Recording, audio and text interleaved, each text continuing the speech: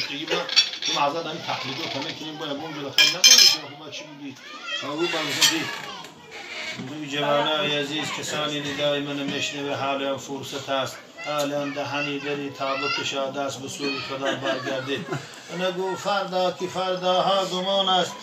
نگو فردا که فرداها گمان است نفس چون تیرها اندر کمان است صداهای کمانها هست و با تیر زیگوری به صدایانی برتگی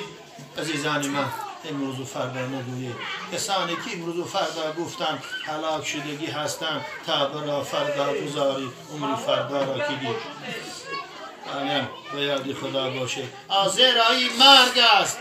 چشد هر نو ساقی شربتی مرگ همه نو چشنده مرگ است ای از مرگ خلاصی نیست ای عبدالرحمن از خدا ترس خداوند غفور و رحیم است خداوند قهار و جبار است همیشه با یاد خدا باشید سرکشانی که همه کردند دعوای منی سرکشانی که همه کردند دعوای منی دیدمش در ملکی خاموشم که مشتی خاک شد کجا شدم از خدا ترسید این پروردگار است که رزق و روزی ما را میده الحال ما داری که نشسته هستیم این نعمتهای الله است والله قسم به خدا فردا روز قیامت از اینها پرسیده میشه ای بنده من تو رو به دنیا آفریدم صورتی زیبا دادم پیش از برآمدن در پیستان مادر رزق تو رو تیار کردم تو رو به آسانی برآوردم ای چی نداشتی چشمان بینا نداشتی زبانی گویا نداشتی گوشت ناشنوا بود پاهات حرکت نمیکرد در یک مدتی کوتاه بزرگ شدی و صاحبی ثروت دولت شدی